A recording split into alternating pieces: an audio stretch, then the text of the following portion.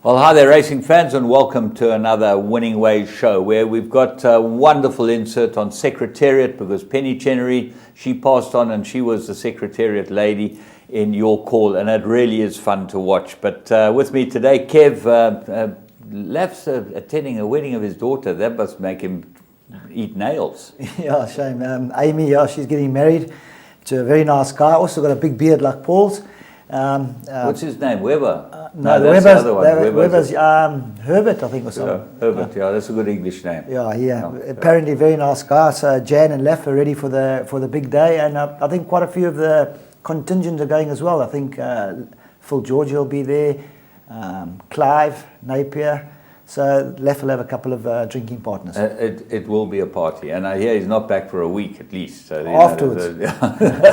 Good luck to him, paying in pounds. Yeah, but we opened up with Greyville Friday night on the poly track.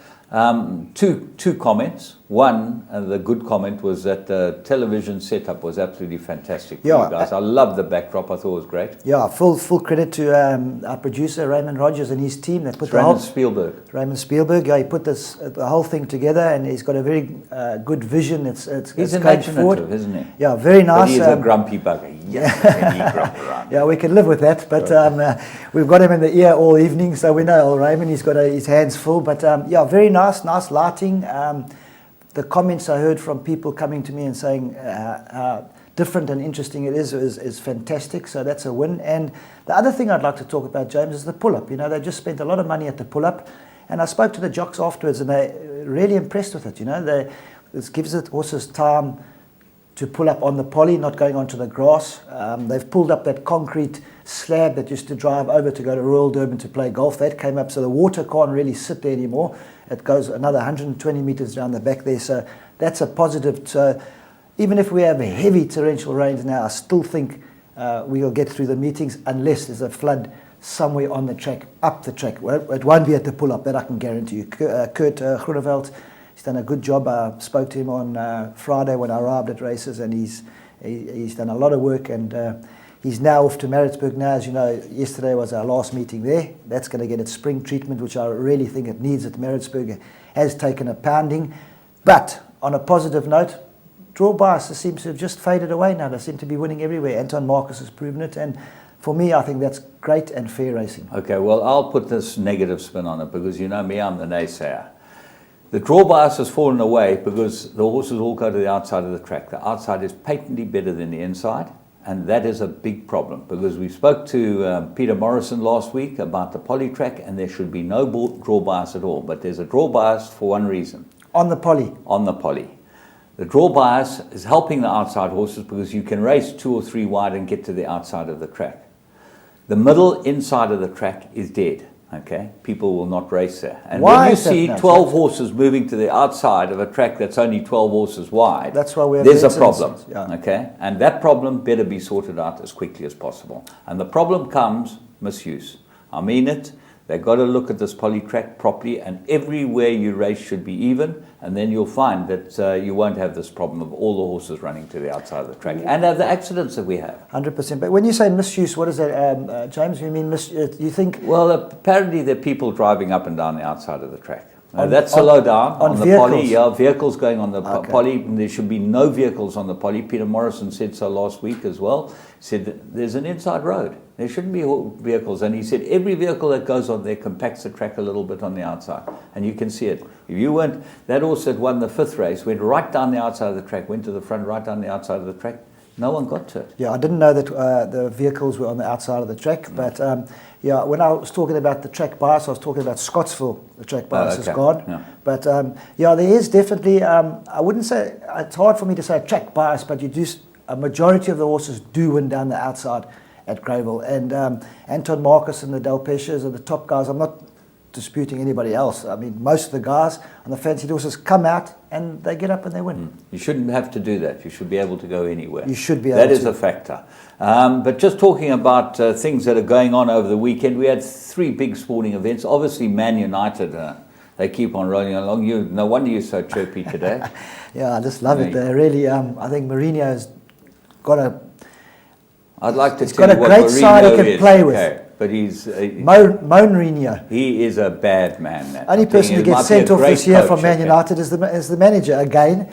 So he's got no manners. I'm telling you, that's the problem. He actually just carries on like a banshee. I think it's more passion than anything else. Passion. Passion. But got a good side. He's got a good replacements, like you say. Alex Ferguson said in the old days, you should have 2 players in every position, which makes the guys work harder in training. And you have to fight for your position. Don't just come to training and think, I'm playing on Saturday, da-di-da-di-da. It doesn't work like that. If you're a little bit slack at training, boop, Rashford's on and the other guy sits off. So, but he's got some good reserves that come on. A game plan. I think he's got it together. I think Man United, Man City this year. I can't wait for that derby. It's going to be war. Beginning of the season, I said to Laf, two sides, Man United, Man City, are on 1-2. But at the moment, it's looking like that. But things change. Yeah, absolutely. Arsenal look like they're getting a bit of chaos. Yeah, you need it. But Man City scoring goals, I think they get extra points for. I think they've done 10 goals in 2 games. Well, at the end of the day, it could come down to goal difference. Well, that's the difference. If that happens, we're in trouble unless we start opening the floodgates. Sharks played rugby in a quagmire. Yeah, shame. I watched the game too. There's real torrential rain. What can you do? They're playing well. They should make the finals, James. We had, before this game, I think we had... Definitely make the finals. Yeah, there's 3 games here, 3 home games. We should get a home semi and we should get a home final. So great for Durban racing, when there's a final here. Everybody troops down here. The hotels are full, the pubs are full. Friday night racing, you'll find the guys, maybe they're here for the weekend, they can pop in and they love their racing, all those guys. Big golf. Justin Thomas won the tour, won the FedEx Cup for Jimmy Johnson, my mate Jimmy Johnson on his bag. Jimmy Johnson's won the FedEx Cup before. Yeah, $10 million. I was watching last night till I couldn't watch anymore, but it was very interesting. It was a tough game. Spieth found his putter, started sinking some big ones, and then just couldn't finish it off. Justin Thomas at one stage, he looked like he was wobbling a bit, and he came back to it. I think the other guys fell away as well. Yeah. He made a bad 5 on the last, otherwise he would have been in a playoff. Yeah. He playoff for $10 million. I was hearing the commentators say. For the Tour Championship, for the actual tournament. He won the $10 million anyway. That was a gimme. But, even they're human. He hit a bad shot, he hit a bad second, he hit a bad third, and then missed the putt by, that proverbial. Yeah, the 17th and 18th was a test. Even the guys were saying, you got to have your A game. Even if you're leading it by 4, still can go wrong with you on the 18th. I was impressed with the guy that won, Schauffele. He's a good player. First time winner. He's a big boy. He held his head well. Held his head well. Under pressure, things start going through your head. I mean, we play the Racing Masters, and when he played the 18th hole where there's 30 people watching, and you get a bit jittery, you get to stand over there, you think, if I miss this one, I'm going to get booed by 30 people. But you can imagine these guys... those caddies are important. They hold the caddies the key. I tell you, Justin Thomas got the best caddy on. It was Nick Price's caddy, Jimmy, and then he was with. From there, he went to the ATM, Stricker, Steve Stricker. Steve, and I found this bag. So and he's just come to form. This guy, he's he was a year ago. He was just a moderate, and now he's into the Jimmy system. Johnson. Let me tell you, the bag man's the business. But we got racing to talk about, so let's move on and show you 3 to follow.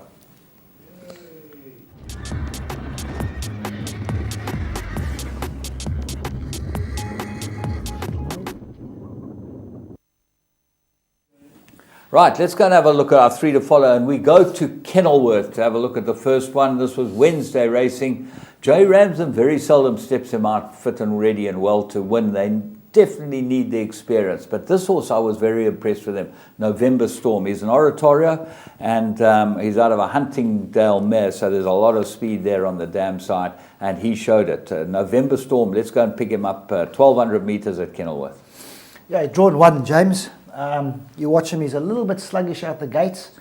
Grant Finico was up a little bit sluggish, but I think natural speed just came into it, James, One of the hardest things I think ever to see or to be done is to win first time out at Kenilworth over 6 furlongs. Very, very, very difficult. So it's a very testing track, isn't it, over 6 furlongs? Yeah, it's a long, I'm going to say 6 furlongs is 6 furlongs, but it's a hard 6 furlongs. But there he is in front with the white cap, bowling along, a lovely, lovely looking individual, Oratorio, as you said. And for a horse like Joey Ramsden first time out to be in front, The betting suggested that it wasn't fancy. It went from 15 to 10 to 7 to 2. The eventual winner, 1-for-1 for the Brett Crawford yard, any price, 10 to 1 to 21. But there it is in front now. It looks, I don't think Grant is the most aggressive jockey on this horse at the moment, but it's in front. It's been in front the whole way, but I mean, at the 400 he sets to the light, and it looks like it's going to win, James. You know, it's lovely action horse. You can see Grant's not very on. It gives a little flick down the neck. Change he's got only using his hands. The horse on the outside ran a cracking good race, but that's under a hard ride. Sark, it's a Silvano, November Storm, and this horse comes back again. You know, it just looks like one smack he needed, and he probably would have ended up winning. Yeah, he gets beat just over a short head. Very, very good run. You know, Snow, with that run under his belt, a good pick out. Well done. I think we're not going to get 7 to 2 next time, unfortunately, unless Joey runs it in a feature. But very nice horse. Very nice horse. Very nice horse. And bred by Tinus Kerika. Now, he's interesting in 3 to follow this week because one of his horses, we got his horse to follow. Yes. So he sold this horse for 1.2 million. Yeah, big price. Yearling sales. And now we'll see later on what he bought with the money. So let's go and have a look at the next one first, and that's to go to Turfentine on Saturday. Gavin van Zyl. Chesney running the yard up there in Joburg, and this one's owned by the van Zyl team, and this looks like a very nice horse. This horse was dead stiff. His name's Harlan Country. Let's go and pick him up at the start. There he is, drawn 9, Kev, doesn't get away well. You'll pick him up in the sort of yellow colours. Yeah, sluggish out, typical first timer. And he looks like he's a bit keen early on now because Keegan shoots him across. His head comes up a little bit, he's fighting, but they're on the inside track, James, and he's second last for a first timer, completely lost. And if you look where the winner is third on the fence, really in the box seat. He looks like he's giving 5-6 lengths start there, and this is a great run. But Keegan there, he is second last with the yellow and red colours, just biding his time on the rail. First time, you can see the horses running off the fence a little bit. Typical first timer, got horses around him, a little bit green. Inside track, when you're starting to give this much start, you've got to have a really special horse. Yeah, he's by Pathfork, and he's bred by Fastfontein. And I tell you, Pathfork's some type of stallion. I think he might be all right. Ekasini is the winner. He's run two races, run 2 places, a third and a second. He goes in the check sleeves on the inside now. Raymond Danielson gets too busy on him, but this horse is 5 or 6 lengths behind now. He doesn't know where to go, actually. Yeah, you can see him typical. He's a little bit flat-footed. Now you can just see he's starting to pick it up. Keegan gets in behind him, and you can, if you just look at his head, James, he looks like he's really trying his heart out. He's going, but if you look closely now, Keegan actually goes up and runs in the backside of the other horse. Yeah, otherwise I think he would have won. Whoops, he gets a little bit of a stumble, changes his legs. Keegan, no stick, pushes him out and gets beat ahead. Absolutely great run. With that, you can see his ears pricked there now. He's looking at everything. Yeah, good pick out. I think hard horse to beat next time. He looks like the right horse. Maybe can go a little bit further as well, beaten by Pathfork as well. Yeah, well, let's have a look at the next one. We move on and have a look at Scottsville on Sunday. The most impressive winner of the whole week. My goodness, this Dynasty filly has got a pedigree. She's got the looks. She looked like a standout in the parade ring. She just looked different class. And Tinus Kerika bought her with Bruce LaRue at the sale. She was also bred by Fastfontein, 1.1 million rand. But watch this one. The course, remember, is fast. Let's go and pick them up at the start. Hashtag YOLO. Drawn 6 there. Yeah, James, he comes out also not the best of coming out the gates. A little bit sluggish there, but Anthony's an old candidate. This just drops the horse in behind. And like you say, the track's running quick. To give this much start is absolutely brilliant. And we heard from our producer that hashtag YOLO, where does the name come from? The YOLO is you only live once. So hashtag, as you know, is a tweeter. It came from our producer, so something to interest in. Not even in the picture at the moment, James. No, just the picture now. Yeah. Drifted like a barge, 18 to 10 to 4, 9 to 2, 4 to 1, 4.5 to 1, 5 to 1. Last, I mean, James, I haven't seen a horse come from this far back in Maritzburg for ages. And they're not going fast either too, so the horse in the front have got an advantage. They're going to maybe skip away at the top of the straight. The horse that ran second is sitting second at the moment. When you see what happens in the straight, that's Paul Gadsby's runner, which kept everyone in the pick six, because the first leg of the pick six, you don't need the first timers. But you see, at this stage, Anthony's climbing all over the horse in front of him. And he's detached, James. You can see there's 4 or 5 in front, and then there's a little gap, and there's another little gap. I mean, he's really, there he is, turns for him, I'm at, what, 6, 8, 9 lengths behind him? Yeah, absolutely, goes right up the inside. Anthony up the inside, which... what are you thinking now when you're a jockey? Gee whiz, you know what you've got underneath you, but I would be thinking I'll just start looking to the left and right to give a little bit of a pose, but this is impressive, very impressive. And as Anthony said in his interview earlier on, he thinks the horse might need a run. I mean, he's not even pushing it now. Wins by 4 lengths, hard held.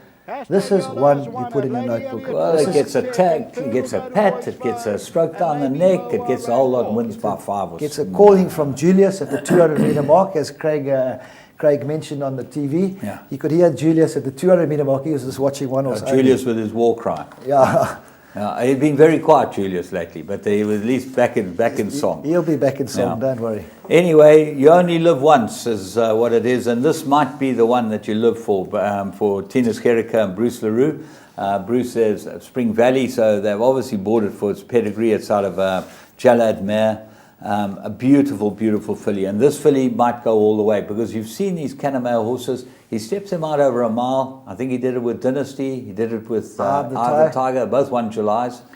This one you mark in your book, and it's a filly too. So you don't. The fillies sometimes aren't as strong as the colts, and you can just maneuver her through the system. And very nice. Well done to Dean. He finds these every year. He spends his money.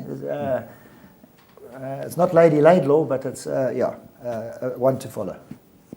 I think we're going to have a break now, because we've done our 20 minutes, so maybe we should just pull the plug at the moment, and then we'll come back with Plum of the Week. I don't know if our producer can do that, but I'm sure he can. He can do anything.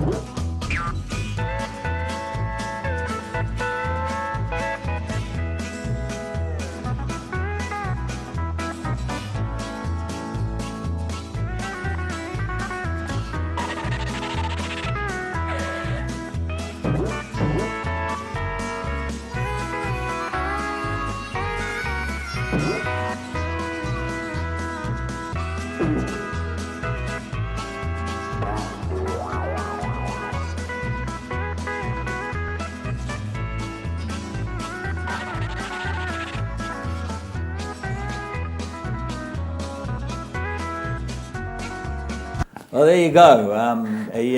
Kev, should that happen? James, when you brought this little sector into the program, everybody used to talk about it. They can't wait to watch this. Well, this shouldn't happen, because I mean, we all like to see funnies. We don't like to see people get hurt, but none of them got hurt. These things do happen, and you have a good chuckle. and with horses, there's all types of things that shouldn't happen. Well, just talking about that, I heard that Bob Baffert's assistant fell off a pony and fractured his hip. Oh, no, the pony is the pony. It should be wandering along there. Okay? No, this shouldn't happen. It shouldn't happen. He fell off the pony and fractured his hip. Anyway, you can watch the unabridged version, as we always say, on YouTube. But we're going to move on and have a look at the Plum of the Week.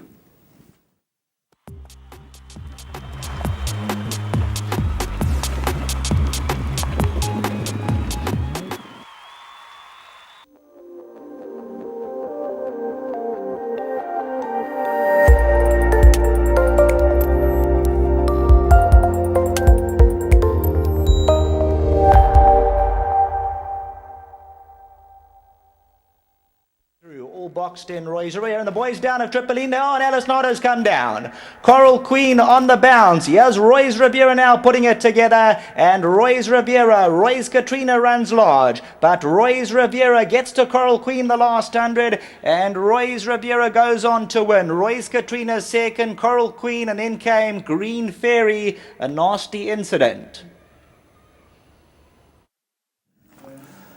Well, there you go, Roy's Riviera. This looked like an absolute blinder. It got beat last time. It should never, ever have got beaten. And Australian bred of Roy Mudley's there. He's having a run of his life, Roy. He's got all the Roys out there. Won well and was a very, very good price too. You could have got 3-1 early on about this. Yeah, there was a very good price. Drifted in the betting a bit. Frank is a really he's put his foot on the pedal and said, guys, I've got a good one here. And like you said, should have maybe won last time, but Frank's done the right thing, brought it on. It was very impressive. I mean, halfway up the straight, it couldn't get a run, and eventually it just made its own way through and won a good race. Definitely another one, never mind plum of the week, another one to follow as well, because that was only the maidens, and Frankel must probably got the program open. Have he looked where he's going to go? But we was probably going to see Roy's Rivera and most probably Canamaz, the filly. They'll clash somewhere along the line. Well, they could be decent. This is an all too hard filly. We'll be chatting about her later in the show. We're going to go and have a look at current affairs. We've got lots to chat about. The future of all betting is online and mobile. Interbet, we're the pioneers of online and mobile betting in South Africa and continue to lead the way. When you win one of these big races, everything else becomes meaningless. It's just something, that thrill of adrenaline is just incredible. Interbet is where the serious professionals bet.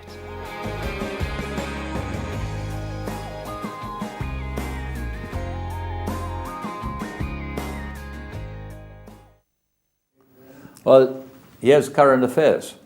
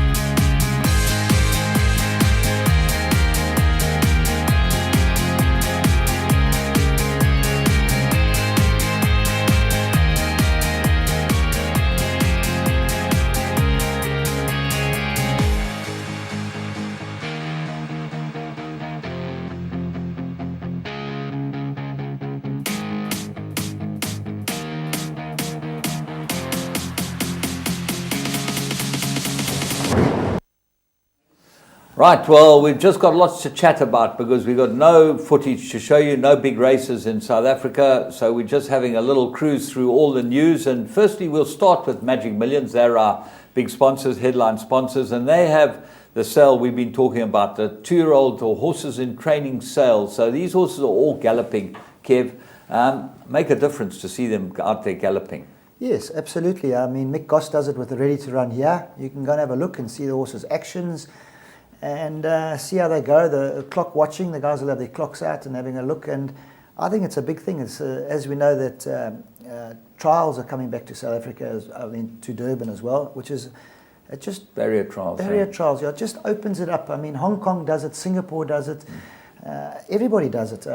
I know it's a little bit of a schlep from Sommerfeld to come down. I think it's a great thing. We've got to come to the races. You might as well bring the horses down that are going to have their first run. Let them have a look at the racetrack. Let them jump through the pens. They get a starting source certificate. They get the experience. The riders get the experience. We're going to have a lot of apprentices riding in these barrier trials. You don't have to have sticks on them. You just let them have a gallop, and that's fantastic. I think it does the horses the world of good. James, now, what day would they have a certain day to do it? On race day. So will Friday, be before races. So I think that's perfect. So on get the guys day. here a little bit earlier. 2 or 3 trials. That's it, and the guys can have a boerewors roll or a beer or something, and then relax, and then straight boom into the first race. I think on a race day would be the right day to do it, because guys are working and they can't get off on a Monday or a Wednesday, but a race day they prepared themselves. So at 3 o'clock, Gravel Racecourse, whatever it is. You do 2 trials pretty quickly, you know. Quickly. You can do 20 minutes to do 2 Absolutely, trials. That's absolutely, yeah. Easy.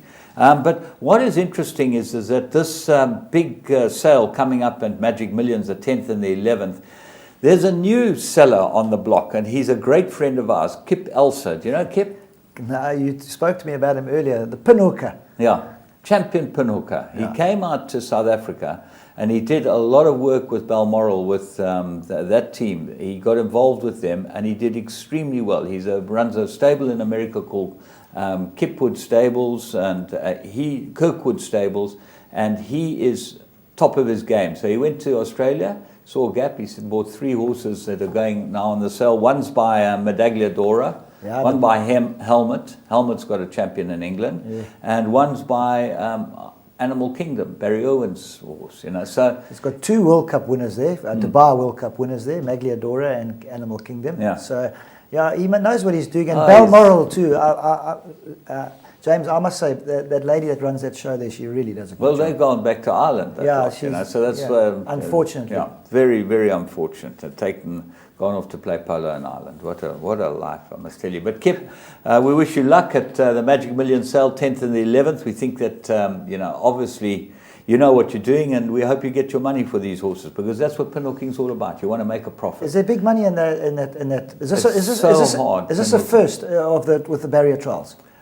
This is it's a ready-to-run trials, sale. they're ready to run. Yeah, no, they've had them before. Oh, okay. So he knows what he's in for. This guy knows exactly what he's doing, and he's got them with some Australian, American in Australia who he knows, obviously, getting them ready. And these pinhooking business is very difficult, because sometimes horses become fashionable, sometimes horses go out of fashion. You know, 1 year later you're out of fashion and you can do your money. Yeah, and I've seen lots of guys that went in and bought fox wedges in the first year to sell them in these pinhooking sales. They lost bombs. You can't give them away. And you've got to carry them. People don't realize you've got to pay for it, you've got to feed it, you've got to get it through the system. Yeah, it's an expensive little experience. Anyway, talking about sales, we're going to Keeneland. They had their 12-day sale, which finished last week. 12 days of sales, okay? 2,555 horses, Kev. It's a lot of horses, yeah. There's a lot of horses, and wait until people hear about some of the stats. It's scary, but America is huge, we know that, but I mean, it's a lot of horses for one sale. I mean, who puts that all together? Over how many days is it? 3 days? 12 days. 12 days. 12-day sale, yeah. So it's you've got 12 2 day weeks. sale. You have 2 break days in the 12-day sale, so it's actually 14 days. But it's a long time to spend looking at horses. And a lot of horses. What is interesting was that 75 buyers at the 12-day sale spent more than $1 million. So 75 people spend more than $1 million on horses. That's a lot of money, and it's 75. Yeah, that's a lot of people. We don't get that. We don't get 75 buyers at our sale. And pay. and they got 308 million rand. That's what they grossed. No, serious. And they averaged 112,000 over the 12 days. Now remember, what they do with the sale is that they have the best horses on day 1. Book 1, as they call it, and then book 2 and book 3. So the horses get less and less quality down the line. So we'd be book 12, okay? We'd be day 12. Yeah. And we still wouldn't be able to afford to buy them. 80 million was spent by overseas buyers. Yeah, that's interesting now. So that when you say overseas, the English and the Irish and the around the world, Hong Kong or wherever they go, and they all go. Everyone goes there. You don't find one there. I mean, you can find a champion, but you got to be good when there's that money to choose from. And MV Magna paid the most money. He spent 2.7 million on a Tappet. The top 3 prices were by Tappet. You said so, and you said a filly too, wasn't it? Yeah, it was a filly, which is very unusual. You normally get the colts topping the sales. This was a filly that topped the sales. So by the looks of things, they're looking to take that now, hopefully win a Group 1 into their system at Coolmore, and then the Tappet, that breeding line goes into their system. So I think Clever man, very clever, Mr. Magna and that O'Brien crew. Well, they built it from, it started with Vincent O'Brien, and that little crew have built an empire out of horses. The biggest in the world. Yeah, and they were originally funded by Sangster. If you've ever read Sangster's book, That's Robert correct, Sangster's in the book, beginning, it's a fantastic book, and he saw the potential. And he funded them, he was Vernon's Pools. Yes, that's correct. And he funded the whole thing. It was incredible what they built into, because now when you look at the pedigrees that win the Derbies and the Oaks and all of this, they're all out of mares that they had bought and raced. That's why this filly, I think the money is not the problem, it's just to tap it into their system. Exactly, So as many as they can. Very clever. Talking about stallions, Kitten's Joy, do you know Mr. Ramsey? Yeah, can you believe that? He turns around, Ken Ramsey, and says he's sick and tired of them undervaluing his stallion. His stallion's the best stallion in America, Kitten's Joy. He's the champion stallion in America, but he's the best grass horse sire in America. They average 112,000 at the sale. Their stallion fee is 100,000. Kitten's Joy. He gets 174 mares to him. 174 foals in America. Ramsey said, hands up.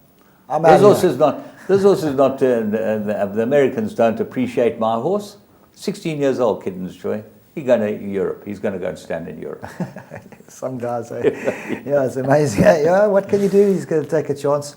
But you get those people, they get the needle to where they are and they just move on. Well, yeah, and interesting, just talking about Kitten's Joy, we've got one coming into South Africa now. That Mutonzhoek bought. That's and correct, he's a Group 1 winner. So he won American Stakes or something. They won a decent race in America. So nice to see that there's one here. Kitten's Joy is very, very influential. Talking about stallions, Kodiak.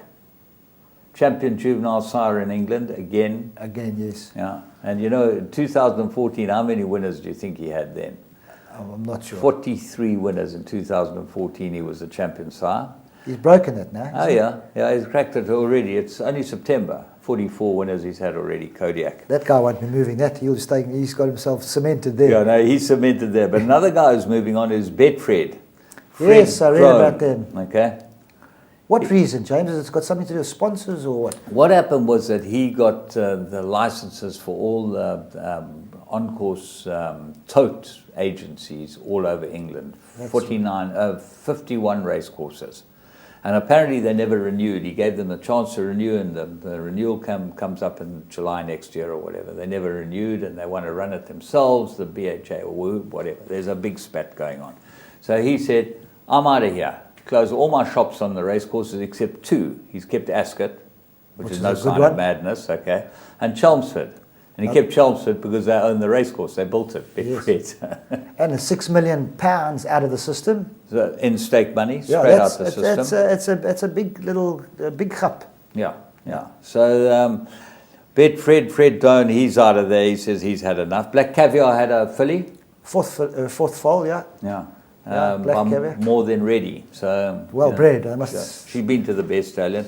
Would that go on the sale, or would you think they would race it themselves? Well, they normally put them on the sale and buy them back if they don't get the right money for them. Do you remember she was unbeaten in 25 starts, that filly, Black Caviar? She's got Winks looking to try and emulate the same. Yeah, Winks did get beaten. Did she? Yeah, I think she's unbeaten her last 20. She's 20 in a row. Yeah, 20 in a row. The other Black Caviar was unbeaten, never got beaten, What else we got here? Chad Schofield. 3 winners yesterday. I've been watching him. I sent him a message on his birthday just to say, well done, Chad, keep it up, you're riding well. That was last week. Yeah. This week I watched him. He's really a top-class rider. Sits well on a horse, places well on a horse, likeable character. He looks like he's light. So he must have taken after his mother. Well, we're not going to go down there. But he's really doing well. And Keris Teton, Joe Moreira's gone, I think he's 16, 17, 18, 19 winners after 5 meetings. He's clear. Dougie White hasn't had a winner yet. Dougie White. From controlling racing for 12 or 13 years. But he's retired, Dougie White. He's got a wine farm. He just rides for fun. I know Dougie. He's too competitive for that. But, so it's Moreira on top, Purton second, Teton third, Schofield fourth. Schofield actually might have gone past Teton on the weekend. I'm not 100% sure. I haven't looked at the stats, but that's where they stand at the moment now. So Brett Preble's knocking on the door there, and Yeah, not easy up in Hong Kong anymore. Yeah. I think Callan Murray done the right thing. He went and had a little taste of what it's like, learned the system. It's a completely different system, and he gave him a year's break. And I think Callum next season will be there. Cracksman, not going to go to the Ark. Yeah, I think we hit the nail on the head. Stable companions Yeah. avoid each other. If I'm correct, I think it's the same owner, isn't it? No, Anthony Oppenheimer owns Cracksman. Yes. Yeah, he's the Oppenheimer family. Yeah, and he's the by name- Frankel, that horse. Yeah.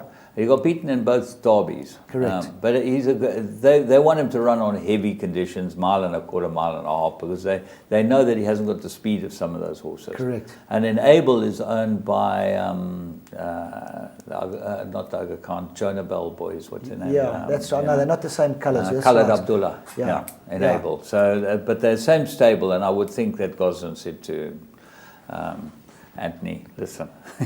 This one's would you better want to than run yours. the run second? No, you don't want to run second. No, you don't want to run Let's second. go somewhere else. And they you know? said, no, it's because it's a Chantier and not a Longchamp, and the bends are tighter, and this and that and the other, and that's why they don't want to go there. But they will go for the Champion Stakes, I would have thought, if they get the ground. You know? If they get the ground, yeah. There's a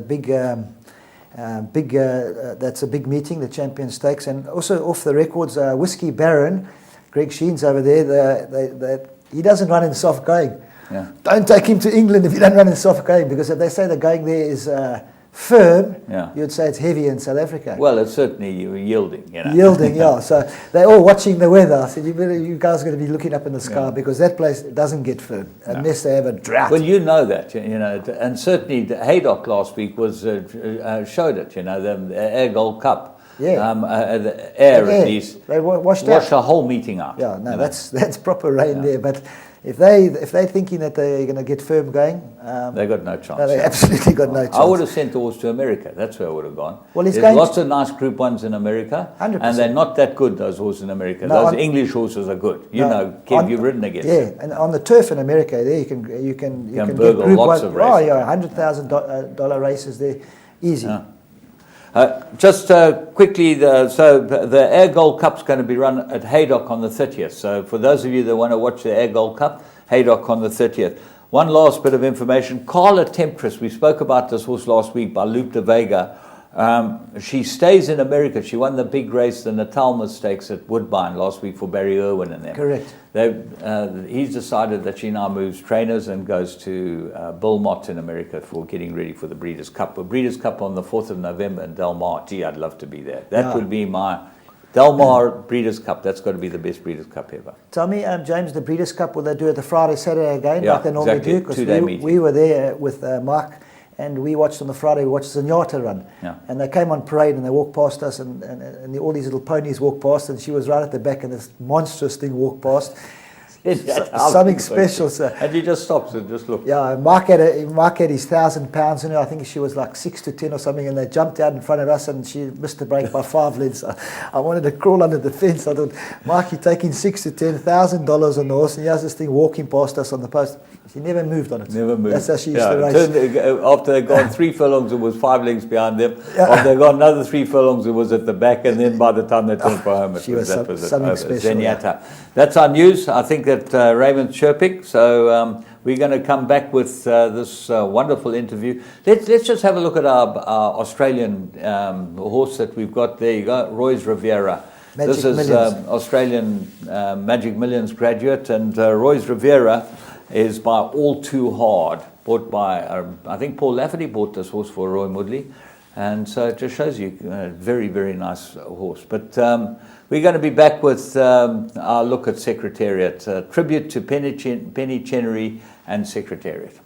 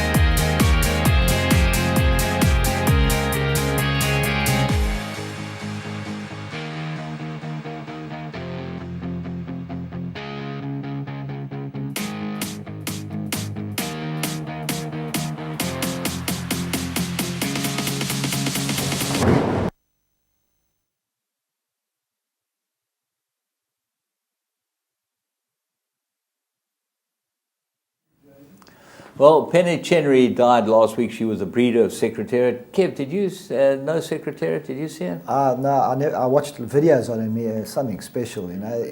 Every champion they've had, they put the two videos together to try and see who was better, Secretariat and they've tried it with American Pharaoh. They've tried it with Animal Kingdom to see who.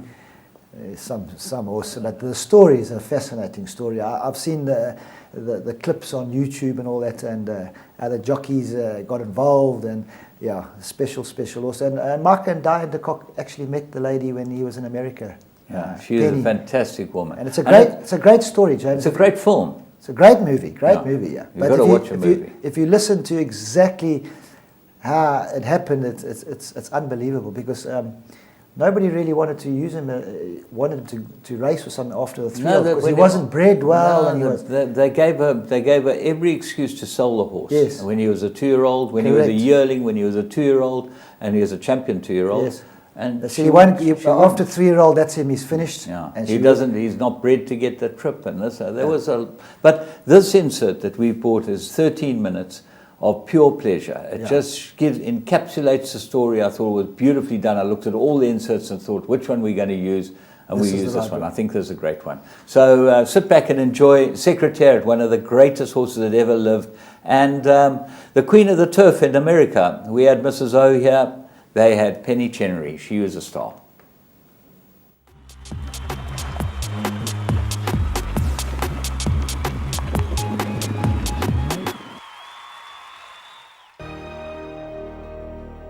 Penny, she knew that there was not just speed, but stamina in the bloodline of Secretariat. She had the wisdom to have hope and faith that that little colt might actually go further. And of course it did. You really have to have a product you believe in and the determination that you can do it. And by God, I was going to do that. You know, I think a lot of people around the horse really sense something very special early on. You know, that first race when he lost, I think not so many people know there was a great expectation. They were very surprised that he came in fourth, because around the workouts, around the barn, they knew he was special. I started riding him 3 months before he ran his first race. The first time I put my saddle on him and galloped him around, he was a little bit hard pulling horse. Eventually he got going real nice. After the first few times I started working him, I told Lucian Lauren, you got a racehorse in your hand. One of the most remarkable things about Secretariat is that not only did he have phenomenal natural ability, anatomically, he was almost without flaw. You couldn't pick him apart. He was a specimen. I mean, they called him Super Horse, or the horse that God built, or the perfect horse. He has the kind of build when he would walk into the racetrack, he could blow himself up so he would seem infinitely larger than the other horses. He had a great golden coat, which looked like about a half a size too small, had bulging muscles, good-looking head, great jowl, deep, big, gorgeous shoulder. You can feel all the muscle in him, and he glide, just like a plane taking off the ground. You never just pulled out the red horse. If a camera or the press were around, he knew it, and he was aware of his sight lines and camera lights. First click of the camera, the ears would go up. He'd swell up and pose, you know, like, look at me, I'm the man. I mean, and he was, and he knew it. He put on a show. He played around a lot. One day there with Eddie Sweat, he grabbed the rake and tried to pull the rake into the stall. And he had it halfway in, and Eddie grabbed the rake, and they were having a little bit of a tug of war there. And another time he did grab one of Eddie's brushes and ran to the back of the stall with it. And Eddie said, come back here, you dude, and give me my brush. And Secretary, you know, well, he was really cute doing that. He was not a horse. He was a human being to me. If he could have talked, oh man, he would have just tell you what he want to do, how he could have do it, and when he want to do it. Charlie was telling me after he lost one of his few races that he did lose, Secretariat knew it and was mad about it, but he said, you know what? Charlie said, I always thought that he thought about it. Every time he get beat, he get in the back of the stall. He don't want to be bothered. He be thinking. I said, what do you be thinking about? Every time he get beat, he come back. In his next race, that he set a record. Sure enough, every next time he ran, he did break the track record. That's a fact. And they're off. Lo and behold, he lost the Wood Memorial on the eve of the Kentucky Derby. which ultimately was the greatest thing that ever happened. And plus, there was a real good horse out there named Sham. And I thought, you know, I just don't know if he can beat Sham. I have to admit that coming up to the Kentucky Derby and Newsday, I picked Secretariat to finish third. On the day of the Derby, the horse leaves the gate. And they're on. He's dead last. On the inside, that's Angle Light for the lead. On the outside, Shecky Green. He starts circling the field slowly around the first turn. On the outside, Navajo, followed by Secretariat. Warbucks, finally, Twice a Prince. Down the back stretch and around the far turn, he's moved up and he's flying on the outside. You can see those white and blue silks.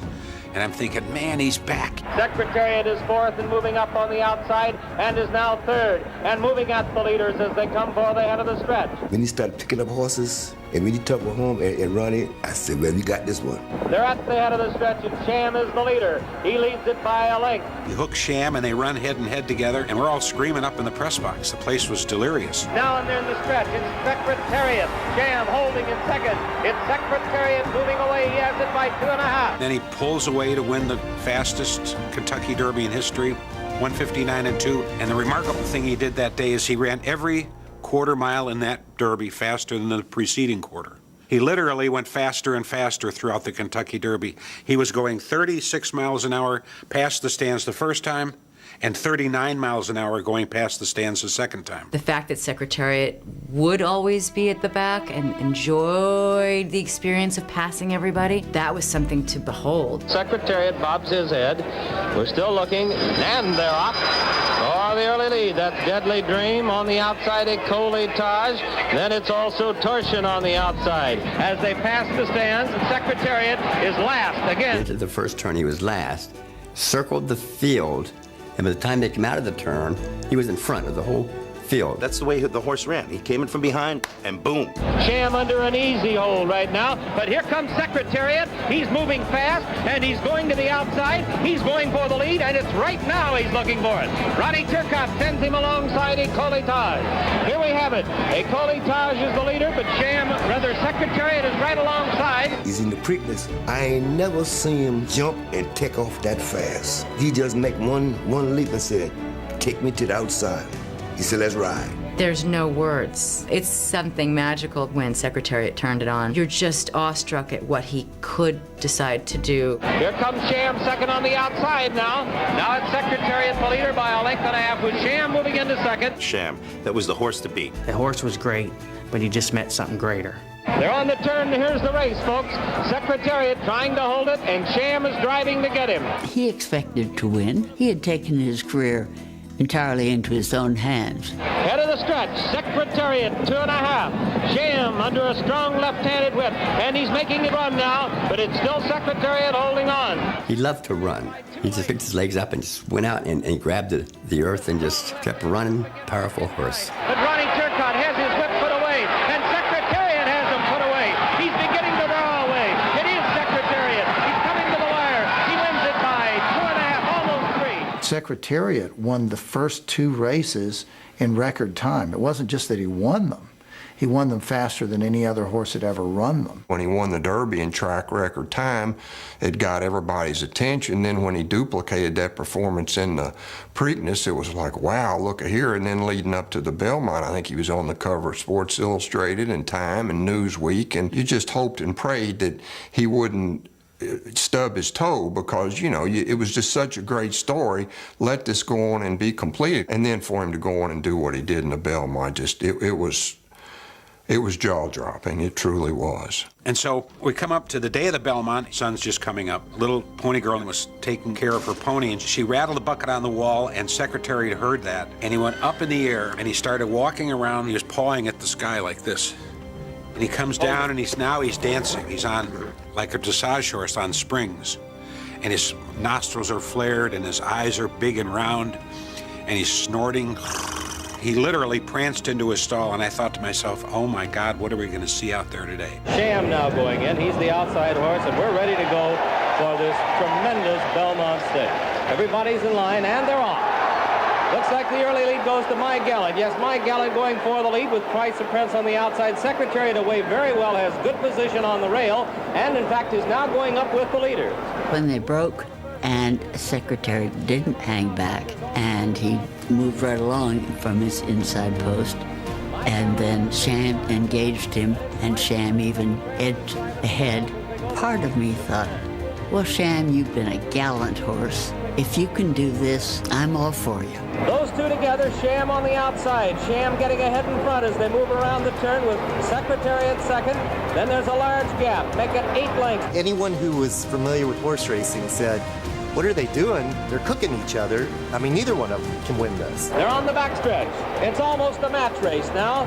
Secretariat's on the inside, by ahead. Sham is on the outside. It's kind of tragic to me to think about Sham. He's the only contender up until the moment when Secretariat just decided to defy belief. They're moving on the turn now. For the turn at Secretariat. It looks like he's opening. The lead is increasing. Make it 3.5. He's moving into the turn. Secretariat holding on to a large lead. I remember thinking, oh no, he's going too fast. Secretariat is blazing along. The first 3/4 of a mile in 109 and 4/5. 3/4 and 109. There's champion horses today who sprint that have trouble going that fast just running a 6 furlong race, much less to do that and then still keep going for another 3/4 of a mile. I mean, it's just unreal. Secretariat is widening now. He is moving like a tremendous machine. Secretariat by 12. Secretariat by 14 lengths on the turn. He's out there almost a 16th of a mile away from the rest of the horses. When he shook off the other horses and was clearly in the lead, that's when it got surreal. Secretariat is in a position that seems impossible to catch. He said, I won your race. Now I'm going to show you what I can do on a 1.5 mile track. He's into the stretch. Secretariat leads his field by 18 lengths. And now Twice a Prince has taken second, and My Gallant has moved after third. They're in the stretch. Secretariat has opened a 22-length lead. He is going to be the Triple Crown winner. He kept picking up speed, and he hit the finish line 31 lengths ahead of all the other horses. It's almost impossible to believe.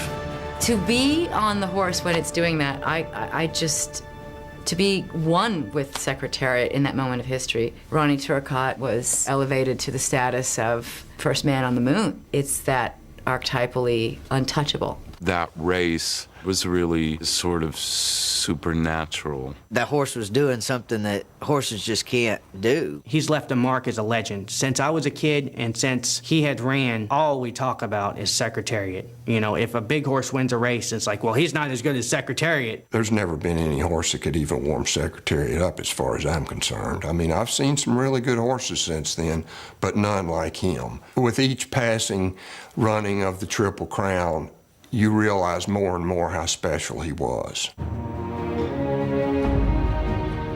Unfortunately, nobody lives forever, and in his autopsy, of course, it was found. His heart, of course, metaphorically, was twice the size, but biologically. They found that his heart was well over twice as big as any horse's heart they'd ever seen, which is a kind of fitting metaphor for him.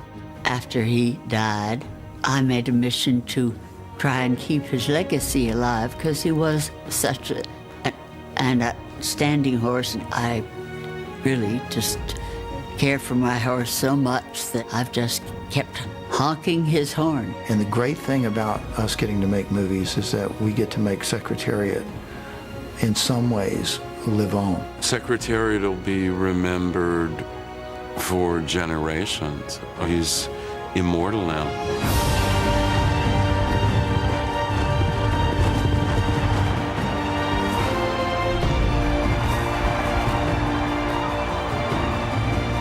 There were so many emotions bringing this story to the screen, and I think the most touching one, the one that will linger in my heart the most, is that Penny could be there.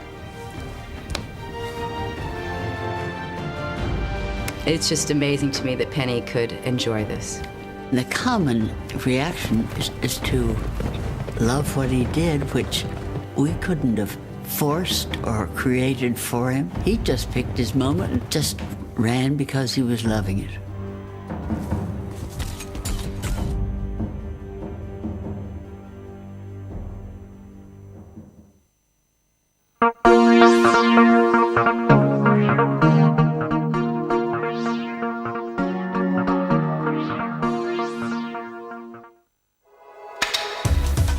world of winners is now online at www.teletrack.com.